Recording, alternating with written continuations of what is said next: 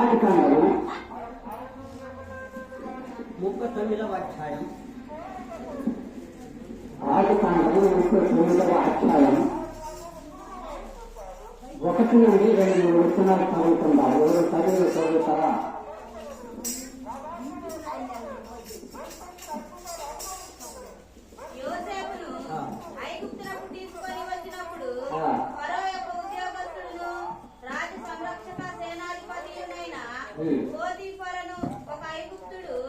అక్కడికి అతన్ని తీసుకొని వచ్చిన ఇష్మాయేలీయులంతా అతన్ని కొనెను.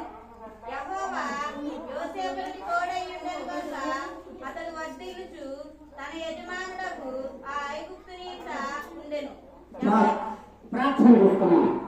కోపగలిగిన తండ్రి, పరిశుద్ధాత్మ దేవాన్ని పాదములకు వందనములు వందనములు, స్తోత్రములు స్తోత్రములు, కృతజ్ఞతాస్తుతులు చెల్లిస్తున్నాం. ఇప్పటి వరకు నా తండ్రి నిజంగా మేమందరం కలిసి మా హృదయాన్ని విప్పి నా తప్ప మా పెదవులను విప్పి మీకు స్థుతులు స్తోత్రములు కృతజ్ఞతాస్తుతులు చెల్లించినాం. ఇప్పుడు ఈ లేఖన భాగములకు వెళ్ళగా విపరీతాత్మ శక్తి నుంచి మీరే మాట్లాడి మీ మాట్లాడినటువంటి ప్రతి వారి హృదయంలో గుర్తుకుని ప్రభావాన్ని వేసుకునే రక్షణ గురించి కార్యక్రమం చేయండి. ఓడిపోతున్నాను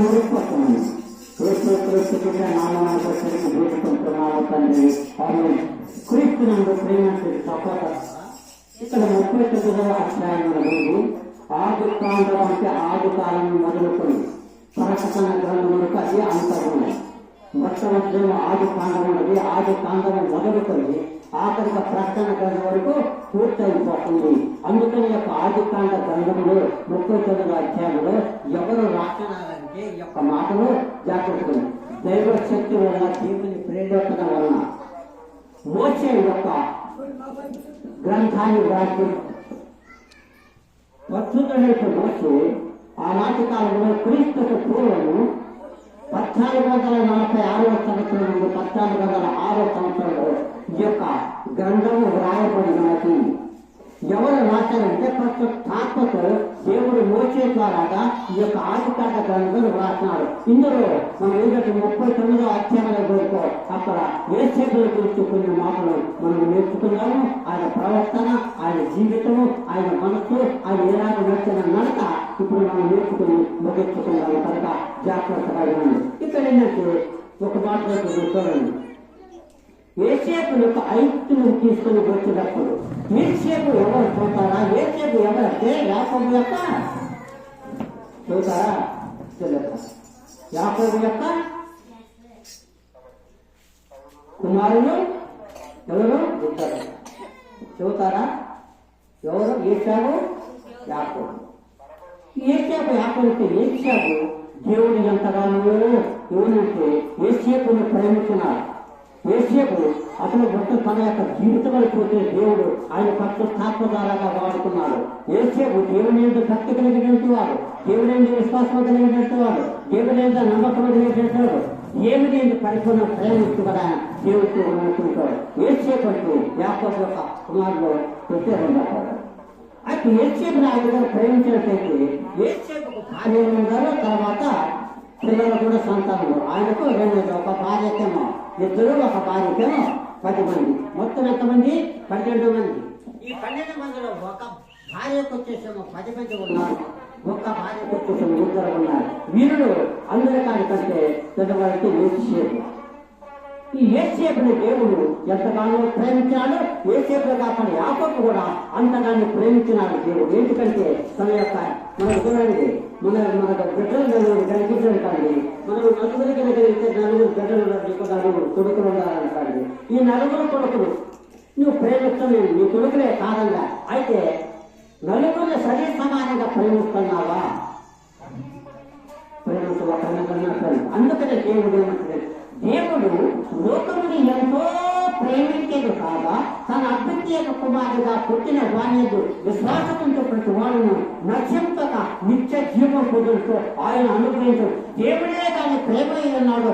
ఆయన అందరి మీద దయాకాక్షం వల్ల దేవుడు కానీ అయితే మనమైతే ఒకరి మీద కనుక అలాగే యేసేపుని యాకోబు ప్రేమించిన వ్యక్తి.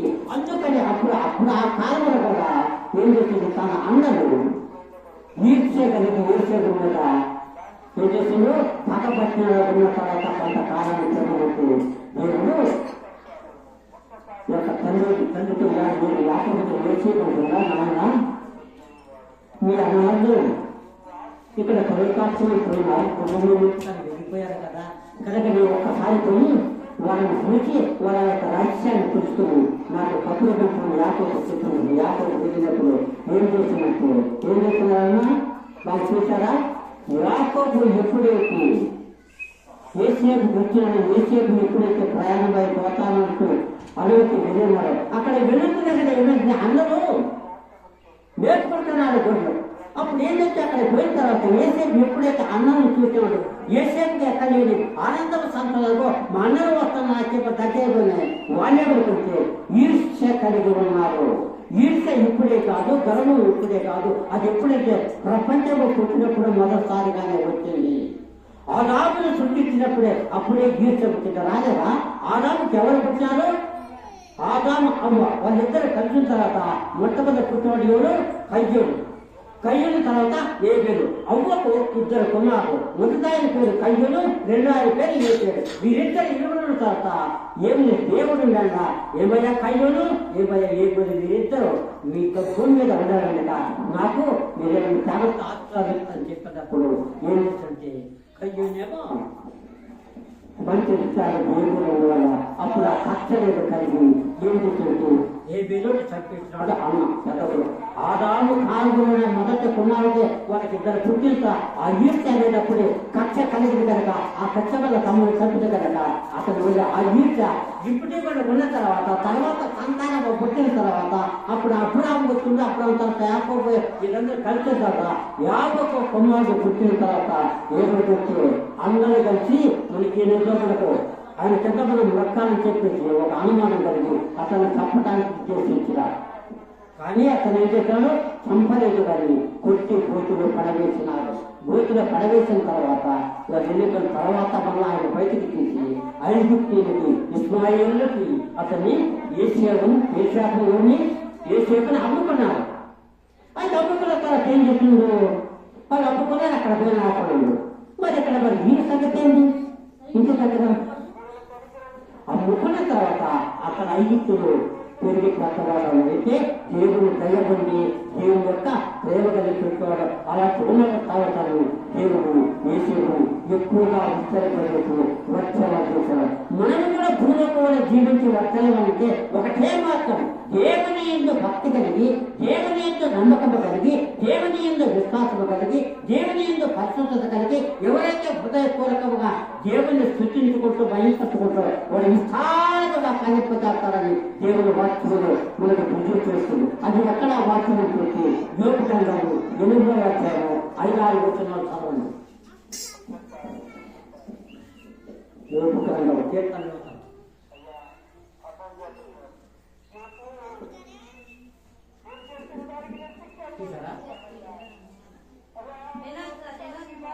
యోగ గ్రంథము 8వ అధ్యాయం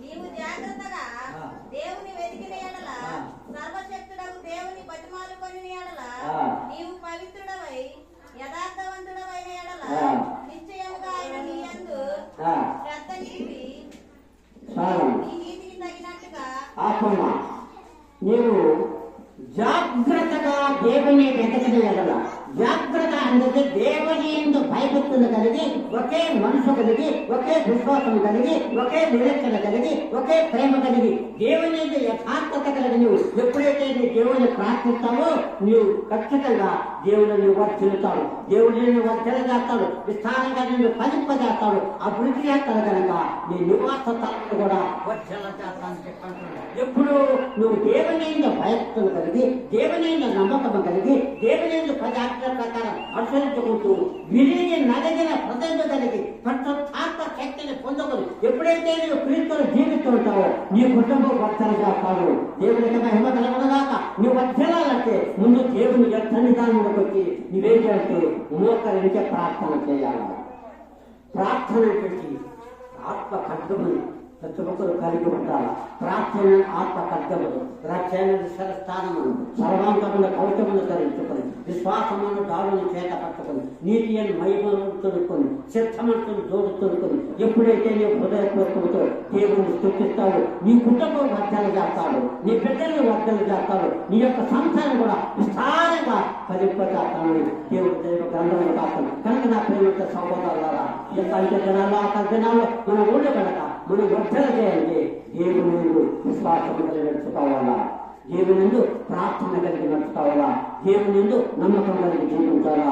దేవుని నీ హృదయపూర్వకంతో ఎప్పుడైతే దేవుని అన్వయించుకుని ఉంటావో నిన్ను వర్ధల చేస్తాడు, నీ కుటుంబంలో నీ బిడ్డలు కూడా నీ సంతానం కూడా వర్ధల చేస్తాడు. కనుక మనం ఏం చేయాలంటే మన భూమి దున్నగానే మన జీవితాన్ని దేవుడికి సమర్పించుకుని ప్రభువులో మనం నచ్చినట్లయితే దేవుడు తప్పనిసరిగా మనల్ని మన కుటుంబాలు మన అంత తప్పని మనం పోయినా కానీ మన బిడ్డలు పుట్టబోయే బిడ్డలు కూడా ఏం చేస్తుంటే వాళ్ళని దేవుడు ఆశీర్వదిస్తారా. అందుకని అబ్రహామును మొట్టమొదటిసారిగా దేవుడు పూర్వకంలో జీవించినప్పుడు తన కుమారుడిగా చేసుకున్నప్పుడు ఇప్పటి వరకు 8 తరాలు 50 తరాలు పోయి ఇన్ని తరాలు కూడా అబ్రహాము యొక్క కుటుంబాలను ఆశీర్వదించే సంతానం అంతా మనమే కనుక మనల్ని ఆశీర్వదిస్తున్నాడు. అలాంటి ఆశీర్వాదాలు కొన్ని ఉండాలంటే నువ్వు ముందు దేవుడు ముందు భక్తి కలిగిన దేవుడు ఏసేపుంటే దేవుడు ముందు భయక్తిగా నడుచుకున్న తర్వాత ఇస్రాయేలుకు అమ్మపడి 5 గుట్టలకు తీసుకుని వెళ్ళిన తర్వాత అక్కడ ఎవరికి అమ్మపడంటే కోర్టుకొని రాజు అమ్ముకొని కోర్టుకొని రాజు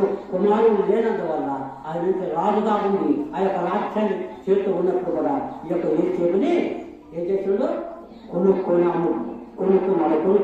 ఆయన యొక్క పెంచుకుంటున్నాడు సెలవు చేయడానికి. ఆయన పెద్దవాడు కవిత దేవుడు అతన్ని వర్షాలు చేస్తుంది. ఎంత ఇక్కడ ఉన్న ఊరిని వదిలిపెట్టిపోయారు కానీ అక్కడ దాదాపు 40 సంవత్సరాలు ఆయన దేవుడు ఆచరించి ఏసేపును విస్తారంగా ఫలింపజేస్తున్నాడు. ఎవరైతే వెలిగి నలిగిన ప్రజలు కలిగి ఎవరైతే పరిశుద్ధాత్మ శక్తిని పొందుకొని ఎవరైతే దేవుని యొక్క భయం కలగలిగి నమ్మకముగా జీవిస్తారో వారిని విస్తారంగా ఫలింపజేస్తానని దేవుడు యొక్క దేవుడు రాస్తున్నాడు. నువ్వు ఫలించాలని అందుకని నా ఎట్లా యోచించడంతో నమ్మకమైన వారిని నేను కనిపెట్టి చూస్తున్నానని ఆ లోకముడి దేవుడు అంటున్నాడు. అదే కీర్తన గ్రంథము 101 ఏమనంటే నయంలో నమ్మకమించేవారు వాళ్ళని దృష్టించి నేను చూస్తున్నాడు. పరలోకనాలు చూస్తున్నాడు. ఎవరు నమ్మకం న్యాయంగా, ఎవరు విశ్వాసం గల న్యాయంగా, ఎవరు భయభక్తుల న్యాయంగా అని చూస్తాడు. వారిని వర్షంలో చేస్తాడు.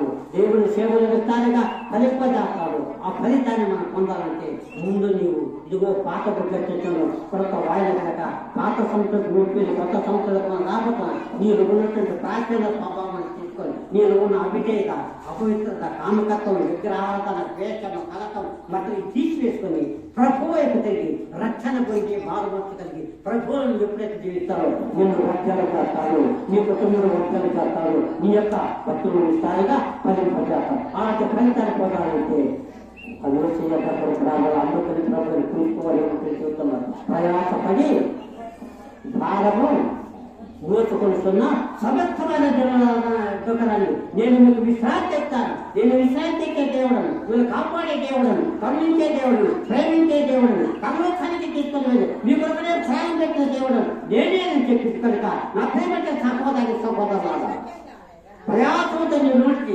దొరికే తీసుకేసుకొని ఏం వైపు కలిగి క్రీస్తులను వెంబడించినట్లయితే నువ్వు రాజ్యానికి తీసుకుపోవడానికి దేవుడు ఉన్నాడు. అందుకని ప్రయాసపడే భారము మోసుకుంటున్న సమర్థమైన చూడాలా నా యొక్కరండి. మీకు విశ్రాంతి లేదు, మీకు నమ్మకం లేదు, మీకు సంతోషం లేదు, మీకు ఐక్యత లేదు, మీకు ప్రవేశమంటే క్రీస్తు నీలో లేనంత వల్ల అలాగే నువ్వు ఎప్పుడైతే క్రీస్తును అంగీకరించి పాప క్షమాపణ కలిగి నాలుగు మనసు కలిగి పశ్చాత్తాపం కలిగి ప్రభువులనే జీవించుకుంటూ నడుచుకుంటావు అప్పుడు నేను కన్నులను నేను జీవిస్తున్నామని పేరు మాత్రమే మీకు ఒకవేళ కొంచెం తాత కానీ మీరు నూతన జీవితం లేకుండా మారు మనసు లేకుండా పాప క్షమాపణ లేకుండా పశ్చాత్తాపం లేకుండా ప్రభువుని అనేది నీకు మేలు లేదు. నువ్వు వర్చనాలంటే నీ కుటుంబం వర్చన అంటే నీ మంచి మనసు కలిగి ఏం చేయాలా దేవునిలో నువ్వు వర్తించబడినట్లయితే దేవుడు కుటుంబాన్ని ఆశ్రయించడు కనుక ఇక్కడ ఏసేపును ఆశ్రయించినాడు. ఏసేపును ఆశ్రయించిన తర్వాత ఐగుప్తుడు రాజుగారు మరి కొన్ని సంవత్సరాలు రాజుగా చేసేదంతాయి ప్రేమించిన శ్రీమతి దేవుని పట్ల ఎవరైతే విరిగి నలిగి తగ్గించుకునే స్వభావంలో ఉంటారో వారు విశాలమైన ఊళ్ళతో హెచ్చింపబడతారు. తను తాను తగ్గించుకునేవాడు హెచ్చింపబడు, తను తాను హెచ్చించుకునేవాడు తగ్గింపబడతారట. మనం తగ్గింపు స్వభావం కలిగి దేవుని భక్తి కలిగి మనం ఎప్పుడైతే నడుచుకుంటుంటామో మనకు అన్ని సకల జీవెంట్లు దేవుడు మనకు కలగ చేస్తాడు, సకల ఆత్మాలను కూడా కలగ. అందుకనే ప్రభుత్వం ఏం చెప్పినట్టు ఆయన భూలోకంలో ఉండి పరలోకములు ఉండే రక్తములతోనూ గుట్టెములతోనూ కెంపులతో మాణిక్యములతో నింపుతా ఆ రాజ్యములో ఉంది. ఆ ఏం చేస్తుంది తండ్రి చిత్తాన్ని నెరవేర్చుకొని నా కుమారుడు భూలోకానికి వెళ్ళి అందరూ పాపం చేత అందరూ పాప కోపంలో పడి నలిగిపోతున్నాడంట. వాళ్ళందరినీ రక్షించాలంటే నువ్వు పరలోకం దిగిపోమన్నప్పుడు పరలోకం బాధ్యత రక్తాలు కూడా వదులుకొని ఇట్లుగా భూమి మీదకి వచ్చి కన్యక మరియమ్మ గర్భంలో జన్మించి పొంతు పిలాతు ఆశ్చర్యమైన శ్రమ నుండి ఆయన సిలువ వేయబడి మరణించి నీ కొరకు నా కొరకు ఆయన ప్రాణాన్ని అర్పించి భూలోకంలో మనందరి కొరకు కూడా ఆయన రక్తాన్ని కాచి ఆ రక్తాన్ని మనకిచ్చి ఆయన పరలోకానికి సజీవుడు విధిపోయాడు. దేవుడు ఎన్నికలుగా ఆయనకు దేవుడు కూడా ఆ పరలోకాన్ని వదులుకొని తగ్గించుకొని భూమి మీదకి వచ్చి మానవాడిని మనందరినీ కూడా రక్షించి ఆయన పరలోకానికి వెళ్ళాడంటే మరి ఎలా తెలియాలి? నువ్వు తగ్గించుకుని ఉండాలి. తను తాను తగ్గించుకున్నవాడు హెచ్చింపబడు, తను తాను హెచ్చించుకున్నాడు తగ్గింపబడు. తగ్గింపు స్వభావం కలిగి నడిచినట్లయితే దేవుడు విస్తారంగా హెచ్చింప చేస్తాడు కనుక మనం జీవనం పొంది దేవుడు మంచిపట్టి ఉండడం అంటే దేవుడు మనల్ని కాపాడతాడక. ఆయన నీ కొరకు నా కొరకు సర్వ మానవుల కొరకు లోకంలో వచ్చి రక్తాన్ని కాపి చిందించాడు దేవుడు ఉన్నాడు కనుక ఆయన పరిశుద్ధుడు, ఆయన మాట తప్పని వాడు, ఆయన సృష్టికర్త, ఆయన లోకమును సృజించిన వాడు, భూమిని సృజించిన వాడు, లోకమును సృజించిన వాడు, పర్వతాలను సృజించిన వాడు, ఆకాశాన్ని సృజించిన వాడు, భూమిని కూడా సృజించిన వాడు ఆయన తప్ప భూలోకాలు ఎవరో లేరు కనుక నీవు జాగ్రత్త కలిగి వినయ మనసు కలిగి విజేత కలిగి ఎప్పుడైతే నీ దేవుళ్ళు నువ్వు సమర్పించుకొని సమర్పణ జీవితం జీవిస్తావో అప్పుడు దేవుడు నీ కుటుంబాన్ని ఆశ్రదిస్తాడు, నీ బిడ్డలను ఆశ్రదిస్తాడు, నీ ఆస్తిని ఆశ్రదిస్తాడు, నీ సంపదను ఆశ్రదిస్తాడు. నిన్ను ఆశ్రయించి ఆ యొక్క పరలోకానికి నేను తీసుకుని వెళ్తాను కనుక నా ప్రేమ దేవుని బిడ్డలారా ప్రతి ఒక్కరు ఇదిగో పాత విగ్గతించిన ప్రసవాన్ని పాత సంవత్సరం ప్రవేశించడానికి దేవుడు మనకి ఇంతవరకు ఆయన దయా కిరీటాన్ని ఇచ్చి మనల్ని కాపాడి మనల్ని పోషించి మనల్ని రక్షించి మన బిడ్డలను ఆశ్రయించి ఇప్పటిదాకా మనల్ని కాపాడితే ఆయనకు మనం గొంతాడతో కనుక ప్రతి ఒక్కరు కూడా ఆయనకు కృతజ్ఞతాస్తుతో చెల్లిస్తుంది. 2025 సంవత్సరం రాబోతుంది.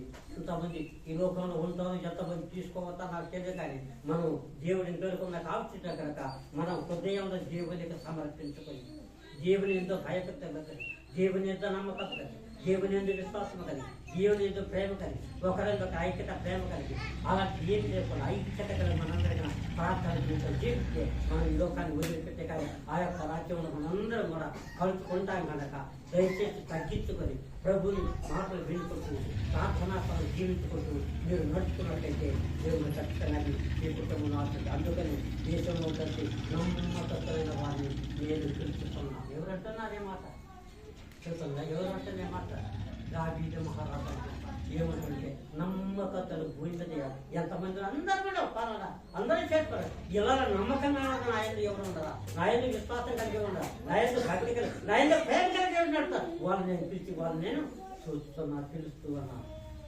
మరి ఎంతమంది నమ్మకం కలిగి ఉన్నారమ్మా? ఇదిగో ఇవే పాత సంవత్సరం, ఇగో కొత్త సంవత్సరానికి వెళ్ళబోతాను. మీ బుద్ధులు మారండి, మీ విశ్వాసాన్ని మీ భక్తిని మీ శరీరాన్ని దేవుడికి సమర్పించగానే 25వ సంవత్సరం రాబోతుంది. 3 రోజులు అవతల గట్టించిపోయినట్టయితే ఆ రాజ్యాన్ని కొన్ని వెళ్తే ప్రతి ఒక్కరు హృదయ శుద్ధి కలిగి జీవించాలని మనం చేస్తున్నాం. హృదయ శుద్ధి గలవారు వారు హృదయ శుద్ధి గలవారు ధన్యులు, వారు భూలోకమును స్వతంత్రించుకుంది. నీవు అలాంటి హృదయంలో కలిగి పేట కలిగి దేవుడు జీవించినట్టయితే ఆ దేవుడు ఖచ్చితంగా మనను మన కుటుంబాలను మన బిడ్డలను మన ఆత్మీయులు కూడా ఆత్మీయత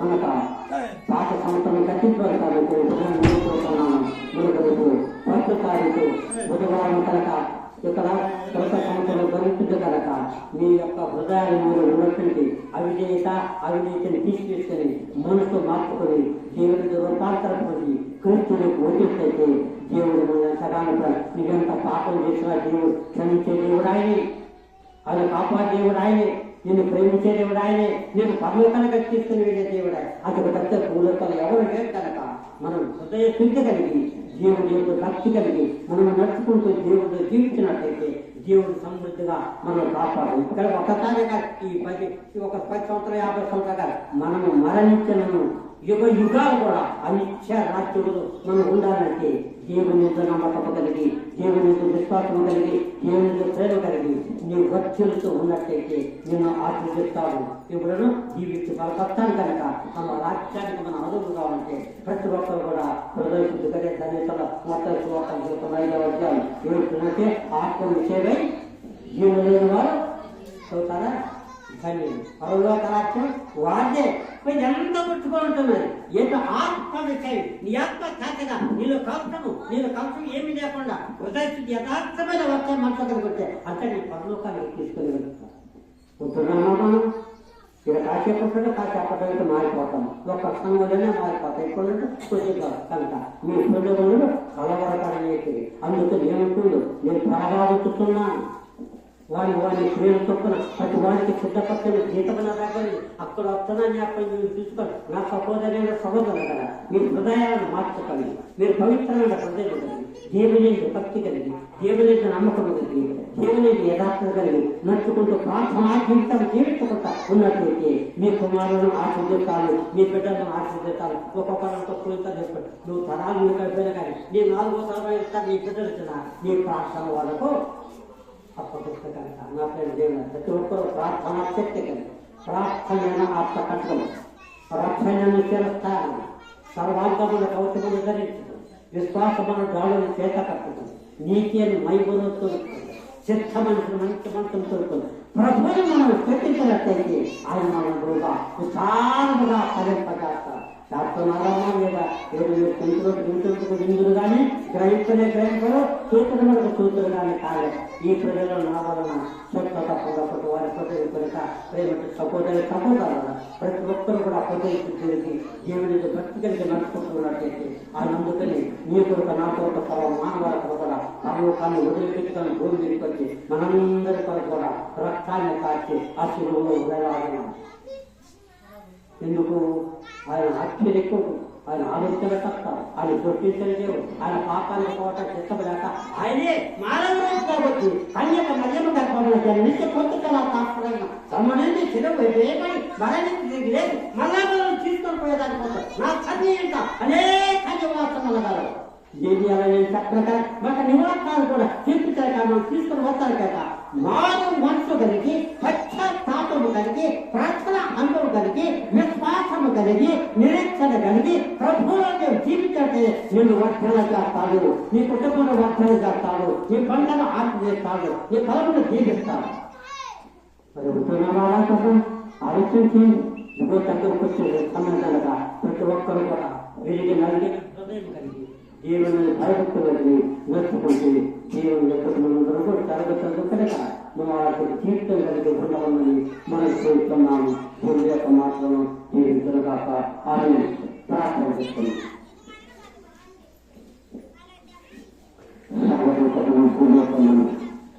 సర్వశక్తిని కలిగి చూసిన కష్టపడ